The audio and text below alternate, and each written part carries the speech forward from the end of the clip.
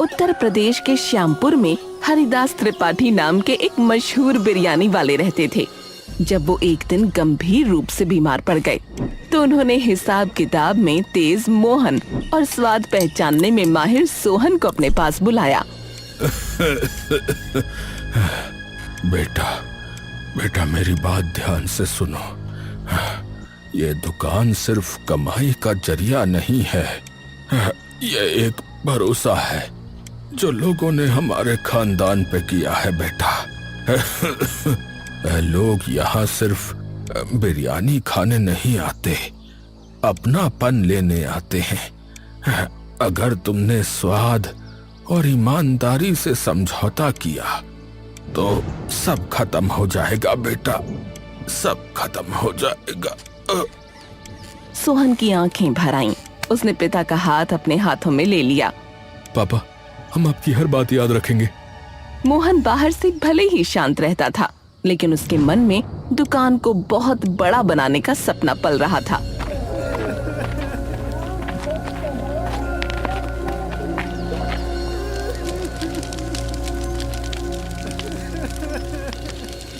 पिता के गुजर जाने के बाद महत्वाकांक्षी मोहन को सोहन के पुराने ढंग से काम करना बिल्कुल पसंद नहीं आ रहा था।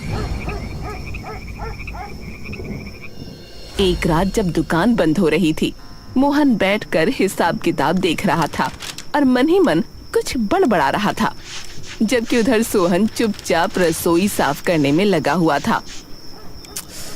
सोहन, हमें खर्च को कम करना होगा। ये जो तुम बासमती चावल ले जाते हो और ये जो असली केसर डालते हो ना, मुनाफा घट रहा है इससे। अगर ऐसे ही चलता रहा तो हम दुकान नहीं बढ़ा पाएंगे, बता रहा हूँ।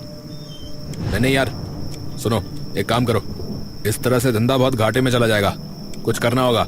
सोहन ने हाथ धोए और शांत स्वर में भाई के पास आकर बैठ गया। भैया, अगर हम चावल की क्वालिटी खराब करेंगे या केसर को कम कर देंगे तो ग्राहक पहचान जाएगा। स्वाद कम करेंगे तो ग्राहक कम हो जाएंगे। पिताजी ने यही सिखाया था। मोहन अपनी जगह से खड़ा हो गया और तेजी से टहलने लगा। अरे दुनिया भावना से नहीं चलती सोहन, दुनिया मुनाफे से चलती है, मुनाफे से। हमें मॉडर्न बनना होगा, समझे? मॉडर्न। सजावट पर खर्च करना होगा, दिखना चाहिए यहाँ पर एसी, लाइट, तब जाकर ग्राहक ज्यादा पैसे देंगे, समझे? आजकल स्वाद के साथ साथ लोगों को अच्छा माहौल चाहिए। हाँ, थोड़ा गाना वाना बजना चाहिए, तब होता है। सोहन ने पहली बार थोड़ा कठोर होकर जवाब दिया। उसकी आवाज में दर्द था। मुनाफा जरूरी है भैया, लेकिन भरोसा, उसका क्या? एक बार भरोसा टूट गया तो वापस नहीं आता। बिजनेस बढ़ाने को लेकर भाइयों में बहस हुई। मोहन बदलाव चाहता था और सोहन सादगी। तनाव के कारण घर दुकान का माहौल खराब हुआ और ग्राहकों ने भी इसे महसूस किया। अंततः दोनों अलग हो गए। श्यामपुर में ये खबर आग की तरह फैल गई कि त्रिपाठी भाइयों ने अलग होने का फैसला कर लिया है। मोहन ने मुख्य बाजार में आलीशान दुकान खोली, तो सोहन ने ठीक उसी के सामने वाली गली में अपनी सादी सी दुकान। सावित्री ने एसी की हवा खाते हुए अपनी महंगी साड़ी संभाली। आखिरकार मोहन, अब देखो कैसे शहर के रईस और बड़े लोग यहाँ आते हैं। सोहन के उस बदबूदार गली में कौन जाएगा? यहाँ सब कुछ प्रोफेशनल होगा। उधर सोहन की छोटी सी दुकान में सादगी थी, लेकिन खुशबू वही पुरानी थी। राधा ने रसोई की सफाई करते हुए सोहन के कंधे पर हाथ रखा। सोहन, छोटी दुकान हो सकती है, लेकिन दिल बड़ा होना चाहिए। पिताजी की आत्मा तो यहीं खुश रहेगी। तभी सामने से गुजरते हुए सावित्री ने अपनी चमचमाती दुकान से सोहन की छोटी सी दुकान को ताना मारा। वाह सोहन, रॉयल हाउस के सामने ऐसी झोपड़ी। स्वाद से पेट नहीं भरता, दुकान का रुतबा भी कुछ होता है। रुतबा दिखावे से नहीं भाभी जी, भरोसे और स्वाद से बनता है। आइए ना, बैठिए, बढ़िया पुश्तैनी बिरयानी खाकर जाइए। सावित्री ने मुंह बनाया और चली गई। शुरुआत में मोहन की आलीशान दुकान पर भीड़ रही, क्योंकि लोग सजावट और एसी की ओर आकर्षित थे। एक दिन जब दुकान खचाखच भरी थी, सावित्री गर्व से बोली, देखा प्लानिंग क्या चीज होती है, अब हम सोहन से 10 गुना ज्यादा कमा रहे हैं।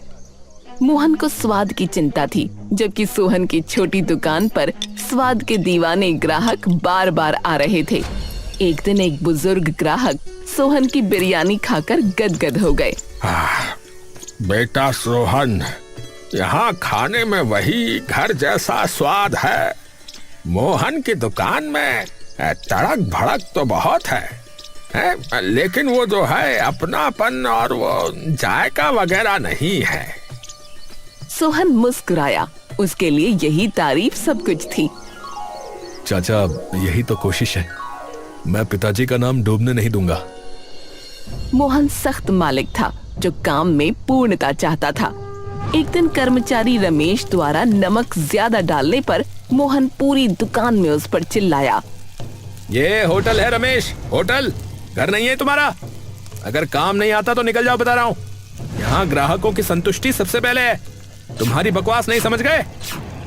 रमेश सहम गया और कर्मचारी डरने लगे, जबकि सोहन अपने कर्मचारियों को परिवार मानता था। एक दिन राजू से प्लेट गिरने पर, अरे अरे राजू, अरे लगी तो नहीं? कोई बात नहीं, कोई बात नहीं, गलती हुई है, कोई बात नहीं, ठीक है। सीखो और अगली बार ध्यान रखना, ठीक है? राजू की आंखों में डर नहीं बल्कि सोहन के लिए असीम सम्मान था। वो सोहन के लिए अपनी जान देने को भी तैयार था। सावित्री हर रोज हिसाब देखती। मोहन, आज 30 प्लेट कम बिकी है, कल से मार्केटिंग बढ़ानी होगी, शहर में पर्चे बंटवाओ। मोहन मार्केटिंग में ज्यादा खर्च करने के कारण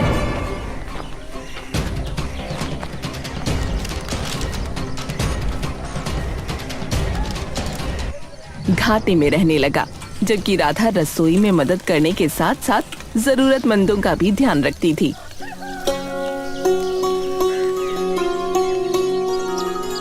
एक दिन उसने दुकान के बाहर एक भूखे बूढ़े आदमी को देखा। सोहन, देखो वो बूढ़ा आदमी, उसे खाना दे दो, पैसे की चिंता मत करो। सोहन ने बिना सोचे प्लेट भर दी और उस बूढ़े आदमी को प्यार से खिलाया। राधा की ये दयालुता सोहन के लिए और भी ग्राहक ला रही थी, क्योंकि लोग जानते थे कि सोहन नेक इंसान है। अचानक शहर के इंस्पेक्टर अपनी जीप लेकर मोहन और सोहन की दुकान के सामने रुके। मोहन के उन्हें रसोई की सफाई को लेकर शिकायत मिली थी। सोहन की साफ सुथरी दुकान और रसोई की इंस्पेक्टर ने तारीफ सुनी थी।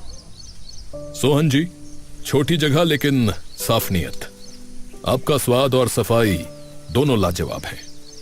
रिपोर्ट उत्कृष्ट है।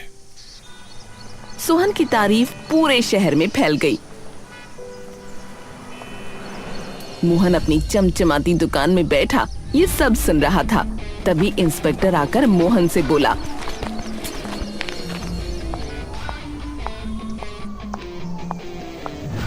मोहन, ये कैसी दुकान है? ग्राहकों की शिकायत है कि बाहर से चमक दमक है, लेकिन अंदर रसोई में गंदगी है। नहीं इंस्पेक्टर साहब, कर्मचारी थोड़ा आलसी हो गए हैं। मैं अभी ठीक करवाता हूँ। अरे दिखावा छोड़ो, अगर रसोई में गंदगी मिली तो जुर्माना लगेगा और दुकान बंद हो जाएगी। नियमों का पालन करिए, समझ गए? तभी सावित्री बाहर आई और पुलिस को देखकर सकपका गई। दरोगा जी, ये सब क्या है? हमारी इतनी बड़ी और महंगी दुकान है, सफाई तो हो ही जाएगी। देखिए, बड़ी दुकान का मतलब ये नहीं है कि सफाई की अनदेखी हो। स्वाद और स्वच्छता से ही दुकान चलती है, मात्र सजावट से नहीं।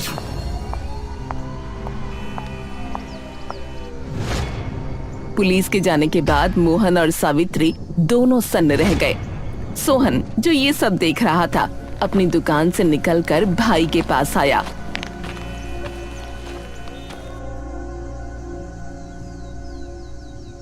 भैया, डर तभी लगता है जब दिल में खोट हो। मशीन नहीं, घर बनाओ। मोहन कुछ नहीं बोला, पर उसकी आंखों में पहली बार डर और हार का भाव दिख रहा था। दिखावे के कारण मोहन की दुकान पर भीड़ और कर्मचारी कम हो गए। एक रात घाटे का हिसाब देखकर हताश मोहन अपनी चमचमाती लेकिन खाली दुकान में अकेला बैठा था। तभी सावित्री कमरे में आई। उसका चेहरा भी उतरा हुआ था। मोहन, हिसाब बहुत खराब है। इस महीने तो बिजली का बिल और कर्मचारियों की तनख्वाह निकालना भी मुश्किल हो रहा है। मुझे समझ में नहीं आ रहा है सावित्री। मैंने एसी लगाया, महंगी कुर्सियां डाली, मार्केटिंग की, सब कुछ किया, फिर भी लोग सोहन की उस छोटी सी दुकान पर भागे जा रहे। शायद हमें तरीका बदलना होगा मोहन।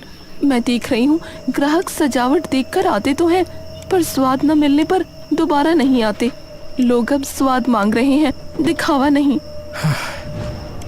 तुम ठीक कह रही हो सावित्री। सोहन ने भले ही छोटी दुकान खोली, पर उसने ग्राहकों का दिल जीता है। मैंने पिताजी की बात नहीं मानी। मैंने दुकान को बिजनेस समझा, पर सोहन ने उसे अपना घर बनाया। अहंकार से पेट नहीं भरता मोहन। हमें फिर से स्वाद पर ध्यान देना होगा। अगर आज नहीं संभले तो ये शानदार दुकान भी बंद हो जाएगी। मैंने बहुत बड़ी गलती कर दी। अब समझ में आ रहा है कि क्यों वो लोग सोहन की गली वाली दुकान के लिए लाइन लगाते हैं। वहाँ दिखावा नहीं है, वहाँ अपनापन है। अगली शाम मोहन अपनी आलीशान दुकान से निकलकर सोहन की छोटी दुकान के पास पहुंचा। वहां का नजारा देखकर वो दंग रह गया। सोहन की दुकान पर ग्राहकों की भीड़ थी, लेकिन सब कुछ बड़े सुकून से चल रहा था।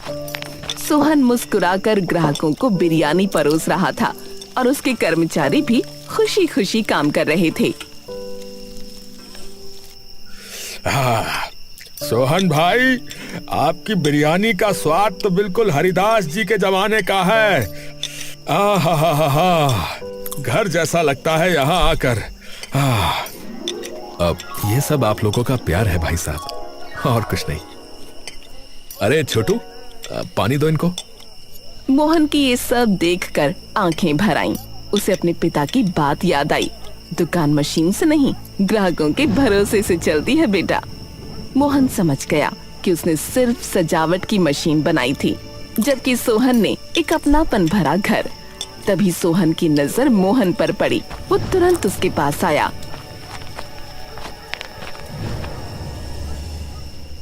अरे भैया, आप यहाँ? अरे आइए ना, अंदर बैठिए। अरे छोटू, पानी लाओ।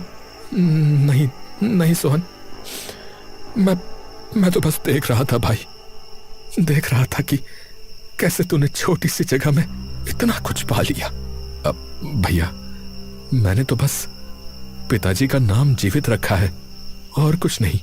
मैंने बहुत बड़ी भूल कर दी सोहन। मैंने बहुत बड़ी भूल कर दी।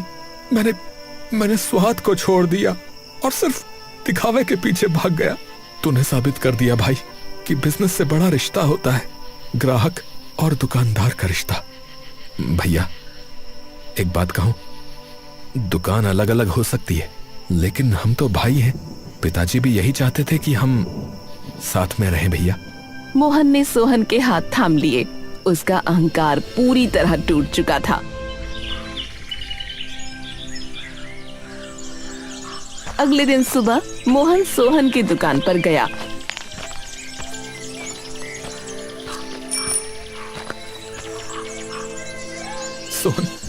सोहन, मुझे माफ कर दे। मैं लालच में अंधा हो गया था। सोहन ने भाई को गले लगा लिया। भैया, ये कैसी बातें कर रहे हो आप? आप मेरे बड़े भाई हो। हम दोनों एक ही पेड़ की टहनियां हैं। मोहन ने अपनी दुकान में बदलाव किया। उसने कर्मचारियों को बुलाकर कहा, हाथ से गलती पर डांट नहीं, सुधार होगा। हम सब मिलकर काम करेंगे। मोहन ने गरीब बच्चों के लिए हर रविवार मुफ्त भोजन की घोषणा की।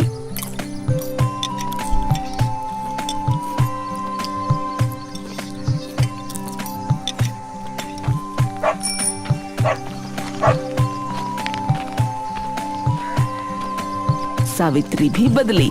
उसने अब सजावट की जगह भोजन की गुणवत्ता पर ध्यान देना शुरू किया। श्यामपुर कस्बे की हवा में अब दोनों दुकानों से बिरयानी की सौंधी खुशबू एक साथ उठ रही थी। दोनों भाइयों ने मिलकर एक दूसरे की मदद करना शुरू कर दिया था।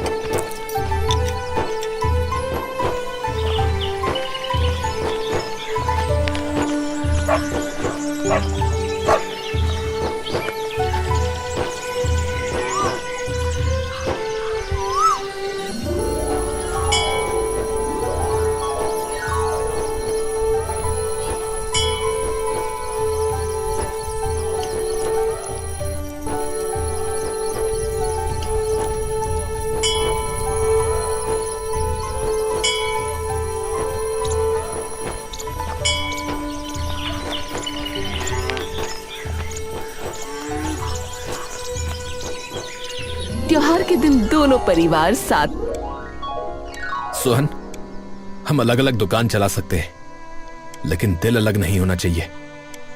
पिताजी की भी यही सीख थी कि व्यवसाय तो आते जाते रहते हैं, पर भाईचारा रह जाता है। बिल्कुल भैया, मेहनत अलग हो सकती है, लेकिन ईमानदारी एक ही होनी चाहिए।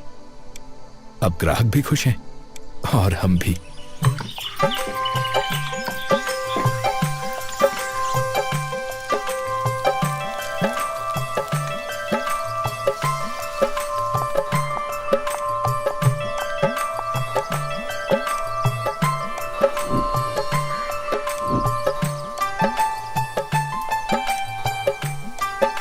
सच में मुझे अब समझ आया कि सुकून बड़ी दुकान में नहीं, अपनों के साथ में है। अब मैं सिर्फ मुनाफे की नहीं, स्वाद की भी चिंता करती हूँ। और मेरी छोटी दुकान पर भी अब रौनक रहती है, क्योंकि मोहन भैया का अनुभव और हमारी सादगी मिल गए हैं। कस्बे के लोग अब अक्सर कहते थे, अगर बिरयानी खानी हो तो श्यामपुर जाओ। वहाँ 2 दुकानें हैं, लेकिन कहानी एक ही है, मेहनत, बदलाव और भाईचारा। सच्ची सफलता दिखावे में नहीं, बल्कि ईमानदारी, अपनेपन और रिश्तों के संतुलन में छिपी होती है।